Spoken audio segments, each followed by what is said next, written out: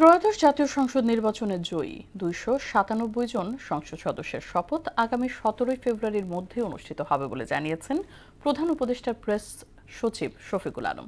শনিবার সকালে foreign service academy মিলনায়তনে এক ব্রিফিংয়ে এই তথ্য জানান তিনি। এতে গণভোটে হাঁ ভোটের মাধ্যমে জনগণ সংস্কারের পক্ষে রায় দিয়েছে বলে মন্তব্য করেন প্রধান উপদেষ্টার বিশেষ সহকারী অধ্যাপক আলী রিয়াজ। বিস্তারিত নাজমুল ইসলামের প্রতিবেদনে। জুলাই জাতীয় সনদের ভিত্তিতে অনুষ্ঠিত গণভোট নিয়ে শনিবার সকালে রাজধানীর বাংলাদেশ ফরেন সার্ভিস একাডেমিতে সংবাদ সম্মেলন অনুষ্ঠিত হয়। এতে বলা হয়, নির্বাচন কমিশনের দেয়া গণভোটে হ্যাঁ ভোটই সংখ্যাগরিষ্ঠতা পায়। গণভোটে বিপুল সংখ্যাগরিষ্ঠ ভোটার হ্যাঁ ভোটে ভোট দিয়ে একে জয়যুক্ত করেছেন। এ সময় অধ্যাপক আলী রিয়াজ বলেন, এ রায় থেকে এটা স্পষ্ট, বাংলাদেশের নাগরিকদের বেশিরভাগ স্থিত অবস্থা রাখতে চান না। বলেন, তারা চান পরিবর্তন, রাষ্ট্র ব্যবস্থার সংস্কার। জুলাই জাতীয় সনদের সংবিধান সংস্কারের প্রস্তাবসমূহের অনুকূলে তাদের রায় দিয়েছেন।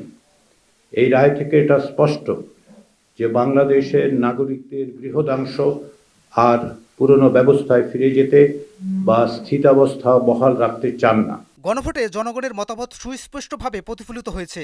এখন সেই জনরায় কার্যকর করার দায়িত্ব রাজনৈতিক দলগুলোর উপরই বর্তায়। এ দায়িত্ব পালনে তারা আন্তরিক ও দায়বদ্ধ থাকবে বলে প্রত্যাশা করেন তিনি। গণভোটের মধ্য দিয়ে সংস্কারের ব্যাপারে যে সুস্পষ্ট গণরায় প্রকাশিত হয়েছে তা বাস্তবায়নের দায়িত্ব রাজনৈতিক দলসমূহের। রাষ্ট্র সংস্কারের ব্যাপারে সকল রাজনৈতিক দল অঙ্গীকারাবদ্ধ। তাদের সকলের প্রতি আহ্বান হচ্ছে আলাপ আলোচনার মাধ্যমে ঐক্যবদ্ধভাবে এই গণরায় বাস্তবায়ন নিশ্চিত করতে হবে।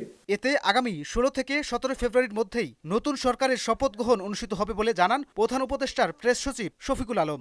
১৬ বা ১৭ তারিখ এর পরে যাবে না। শপথের জন্য প্রস্তুতির কাজ গতকাল থেকেই শুরু হয়েছে। আজকে আপনারা দেখেছেন যে এমপিদের গেজেট প্রকাশ হয়েছে এবং বাকি কাজ খুব দ্রুত গতিতে চলছে।